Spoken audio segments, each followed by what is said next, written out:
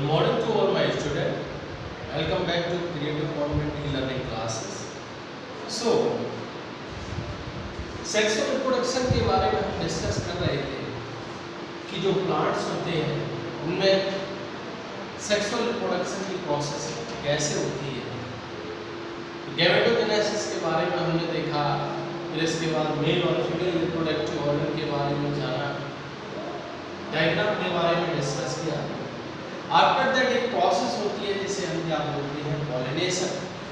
Pollination के बारे में मैंने डिस्कस किया था कि transfer of male gamete from male flower to female flower या फीमेल रिप्रोडक्टिव पार्ट, उसी को हम क्या बोलते हैं, pollination.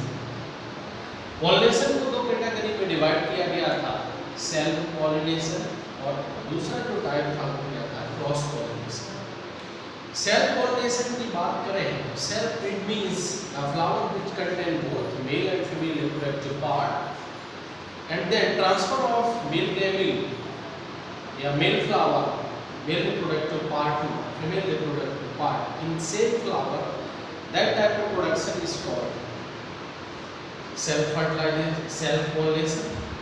After that we discussed about the cross pollination. Cross pollination it means the plant which is bearing male flower and female flower separately, या male reproductive part and female reproductive part in separate flower, when cross between these flower or the plant which is bearing male as well as a female reproductive part, and when cross between different plant flower, that type of production is called cross pollination.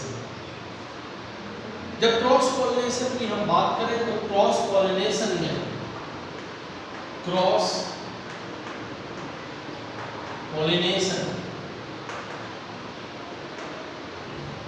Pollination की process में जो pollination होता है वो या तो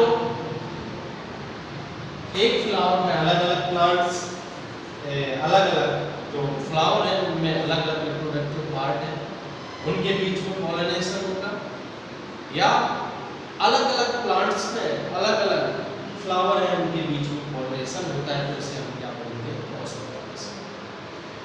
cross pollination होने के लिए जो वो मेल यानी कि जो पॉलिन ग्रेन है, पॉलिन ग्रेन की अगर हम बात करें तो पॉलिन ग्रेन कैसा होता है, नॉन मोटाइल इन नेचर, यानी कि जो पॉलिन ग्रेन है वो कैसा है, नॉन मोटाइल इन नेचर। अब अगर pollen grain non motile in nature है तो इसे स्टिग्मा पर पहुंचने के लिए कुछ ऐसे मोड की रिक्वायरमेंट है जिससे ये स्टिग्मा तक, यानी कि जो फीमेल रिप्रोडक्टिव पार्ट है उस तक वो पहुंच सके, तभी तो पॉलिनेशन की प्रोसेस हो। तो इसके लिए कुछ एजेंट होते हैं, कुछ एजेंट हैं, या फिर इनको हम बोलते हैं वेक्टर भी बोलते हैं। इन वेक्टर के थ्रू जो पॉलिन ग्रेन है वो अपने टारगेट प्लेस तक पहुंच पाता है। अब ये एजेंट और वेक्टर के बिहाफ पे जो क्रॉस पॉलिनेशन है वो डिफरेंट टाइप के एजेंट और वेक्टर को यूज करता है, जिससे जो मेल पॉलिन ग्रेन है वो फीमेल रिप्रोडक्टिव पार्ट तक पहुंच पाता है। तो उसमें वेक्टर या एजेंट में जब हम डिस्कस करते हैं वेक्टर के बारे में तो सबसे पहले जो आता है वो आता है आपका एनिमोफिली। एनिमोफिली के बारे में जब हम बात करें तो जब जो पॉलिन ग्रेन है वो फीमेल रिप्रोडक्टिव पार्ट तक विंड के थ्रू पहुंचता है, बाय द विंड, यानी कि इसमें जो एजेंट होगा या जो वेक्टर होगा, एजेंट होगा, वो एजेंट क्या होगा, विंड होगा। ऐसे जो पॉलिन ग्रेन होते हैं वो पेट में बहुत ही हल्के होते हैं और उसमें बहुत सारे फ्लैजिला पाए जाएंगे, जिससे वो विंड में इजीली फ्लाई कर सके और वो अपने टारगेट प्लेस तक पहुंच सके। तो ऐसे पॉलिनेशन एजेंट को जो विंड के थ्रू होता है उसको हम क्या बोलते हैं, एंडोफिली। यानी कि पॉलिनेशन की प्रोसेस जो विंड के थ्रू हो रही है उसे हम क्या बोलते हैं, एंडोफिली। इसके बाद जो नेक्स्ट प्रोसेस है उसको हम क्या बोलते हैं, हाइड्रोफिली। हाइड्रोफिली जैसा कि आपको पता है, हाइड्रो मींस क्या होता है, वाटर, फिली मतलब तैरते हुए या उसके थ्रू जा रहे हैं। तो ऐसा पॉलिनेशन किसके थ्रू होता है, by the help of water. तो जब वाटर के थ्रू पॉलिनेशन होता है या जो आपका एजेंट है जो पॉलिनेशन में हेल्प कर रहा है वो क्या है, वाटर है, तो इसको हम क्या बोलते हैं, हाइड्रोफिली। जैसे कोकोनट के केस में जो पॉलिनेशन होता है वो किसके थ्रू होता है, आपका वाटर के थ्रू होता है, जिसे हम क्या बोलते हैं, हाइड्रोफिली। इसके बाद जो नेक्स्ट एजेंट आता है उसको हम क्या बोलते हैं, जूफिली। जूफिली इट मींस जो पॉलिनेशन की प्रोसेस हो रही है वो किसके थ्रू हो रही है, या तो इंसेक्ट के थ्रू हो रही है या बी के थ्रू हो रही है, बी क्या एक इंसेक्ट है, या फिर एनिमल के थ्रू हो रही है। कहीं ना कहीं इसमें जो इन्वॉल्वमेंट हो रहा है वो किसका, एनिमल का हो रहा है, इंसेक्ट का हो रहा है। तो यानी कि बाय इंसेक्ट और बाय किसके, एनिमल। ऐसे पॉलिनेशन को हम क्या बोलते हैं, जूफिली। यानी कि जो ट्रांसफर ऑफ पॉलन ग्रेन्स हो रहा है वो किसके थ्रू हो रहा है, या तो इंसेक्ट के थ्रू हो रहा है और या फिर किसके थ्रू हो रहा है, एनिमल के थ्रू। अब जूफिली को 3 कैटेगरी में डिवाइड किया गया, ए, बी और सी। ए की जब हम बात करें तो सबसे पहले एंटोमोफिली।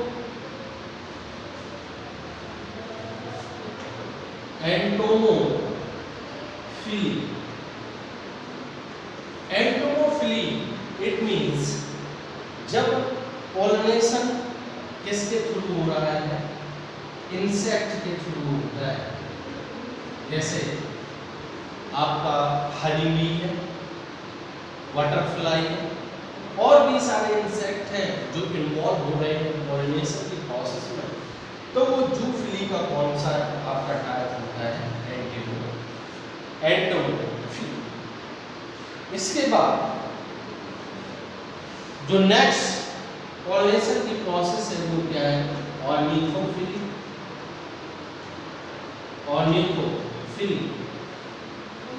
ऑर्निथोफिली इट मींस जो आपका ट्रांसफर ऑफ पॉलन ग्रेन है स्टिग्मा तक, वो कैसे होता है, बर्ड्स के थ्रू होता है। जैसे हमिंग बर्ड है और सारी बर्ड है जो नेक्टर को खाती हैं, तो वो क्या करती हैं, ट्रांसफर ऑफ पॉलन ग्रेन करती हैं। तो इस प्रोसेस को हम, ये किस एजेंट में आता है, आपकी ऑर्निथोफिली। अब इसके बाद जो नेक्स्ट है इसे हम क्या बोलते हैं, मालिकोफिली। मालिकोफिली में जितने भी आपके मोलस्का फैमिली को बिलोंग करते हैं, मोलस्का में जैसे आपका पायला हुआ, सीप हुआ, ये क्या करते हैं, जब ट्रांसपोर्ट ऑफ पॉलन ग्रेन करते हैं मेल रिप्रोडक्टिव पार्ट से फीमेल रिप्रोडक्टिव पार्ट तक, इस प्रोसेस को हम क्या बोलते हैं, मालिकोफिली। तो ये क्रॉस पॉलिनेशन के जो एजेंट हैं उनसे कौन कौन से एजेंट होते हैं, कैसे ट्रांसफर होता है इनका, पॉलिनेशन कैसे होता है, उसके बारे में हमने डिस्कस किया। Anemophily it means by wind. Hydrophily it means transfer of pollen grain by the help of water. Zoophily it means transfer of pollen grain by the help of insect and animal. And zoophily also subdivided into three categories: entomophily, ornithophily, and malcophily. Entomophily it means pollination by the insect. Ornithophily it means pollination by the bird. Malcophily it means pollination by the mollusk. तो ये थे किसके cross pollination की ऐसे कैसे जो है pollination की प्रोसेस जो है वो होती है। अब हम इसके बाद डिस्कस करते हैं डबल फर्टिलाइजेशन या ट्रिपलेट फ्यूजन के बारे में। Double fertilisation, double fertilization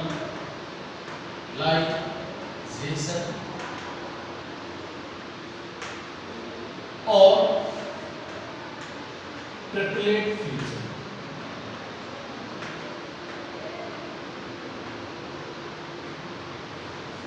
double fertilisation और ट्रिपलेट फ्यूजन के बारे में जब हम बात कर रहे हैं तो फर्टिलाइजेशन की जो प्रोसेस है हमने बताया था कि जो मेल रिप्रोडक्टिव पार्ट है यानी कि जो आपके पॉलन ग्रेन उनका डेवलपमेंट कहाँ पे होता है, आपके स्टेमन में होता है। इसे हम क्या बोलते हैं, फिलामेंट। इस पोर्शन को क्या बोलते हैं, इसके बारे में हम पहले डिस्कस कर चुके हैं और डिस्कस करें। ये स्मॉल बॉडीज फॉर्म हो रही है, इनको हम क्या बोलते हैं, अब जैसे एंथर मैच्योर होता है तो यहाँ पे कुछ लाइन्स होती हैं जिनको हम बोलते हैं line of dehiscence. Line of dehiscence से जैसे इसका जो वाटर है एंथर पोर्शन का वो इवोपरेट हुआ, ड्राई हुआ, तो ये लाइन ऑफ डेहिसेंस से रप्चर हो जाता है और जो पॉलन ग्रेन है ये क्या है, बाहर आ गए एंथर पोर्शन से। और जो पॉलन ग्रेन है वो क्या है, एक्चुअली जो पॉलन ग्रेन है वो मेल गैमेटोफाइट है, गैमेट नहीं है, मेल गैमेटोफाइट है। Very important thing need to understand, the pollen grain is a male gametophyte. क्या है, मेल गैमेटोफाइट है। अब फीमेल रिप्रोडक्टिव पार्ट की जब हम बात करें तो फीमेल रिप्रोडक्टिव पार्ट में आप लोग जानते हैं फ्लावर में, इसको मैंने डिस्कस किया था लास्ट वीडियो में। ये जो अपर पोर्शन है that portion is called stigma, और ये जो सिलेंडर पोर्शन है इसको हम क्या बोलते हैं, स्टाइल। और जो ये लोअर पोर्शन है इसे हम क्या बोलते हैं, ओवल।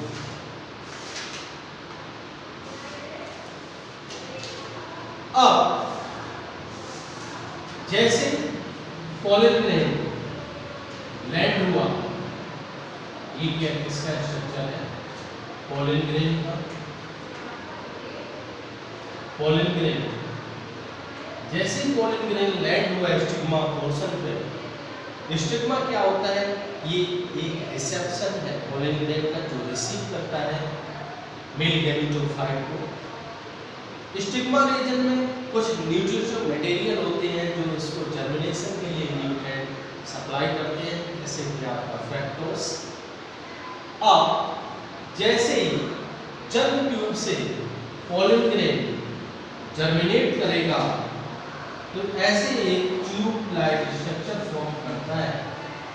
अब ये ट्यूब किसके थ्रू फॉर्म की गई, पॉलन ग्रेन के थ्रू, इसीलिए हम इस ट्यूब को क्या नाम दे देते हैं, पॉलन ट्यूब। इसको क्या बोल दिया, क्योंकि ये पोलन ग्रेन के थ्रू फॉर्मेशन हुआ है, इसीलिए हमने इसको क्या बोल दिया, पोलन ट्यूब। यहाँ पे जो ओवरी है उसके अंदर आपकी 7 सेल स्टेज और 7 सेल स्टेज और 8 न्यूक्लिएटेड कंडीशन पाई जाती है। यहाँ पे जो ऊपर वाले 3 सेल हमको दिखाई दे रही हैं, इन सेल को हम बोलते हैं एंटीपोडल सेल, यानी कि upper 3 cell, this is called antipodal cell. और जो ये बीच में एक सेल दिखाई दे रही है जिसमें 2 न्यूक्लियस है, इनको हम क्या बोलते हैं, सेकेंडरी न्यूक्लियस। और ये जो नीचे 2 सेल दिखाई दे रही हैं इनको हम बोलते हैं सिनर्जिड सेल। और ये एक सेल, बड़ी सेल यहाँ पे दिखाई देती है जिसको हम क्या बोलते हैं, एग सेल। Egg cell.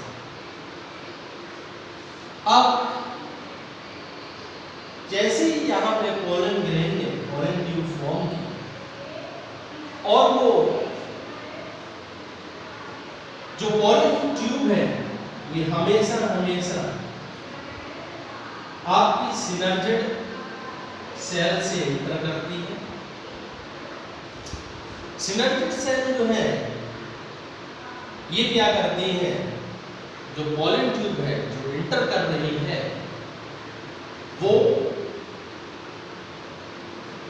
उस पोलन ट्यूब को पाथ प्रोवाइड करने का, रास्ता प्रोवाइड करने का काम कौन करता है, सिनर्जिड सेल। यहाँ पे जो एम्ब्रियो है, ओव्यूल है, उसके 2 एंड होते हैं। अपर एंड को हम क्या बोलते हैं, चलाजा एंड या चलाजा टर्मिनल, और इस एंड को हम क्या बोलते हैं, माइक्रो पाइलर।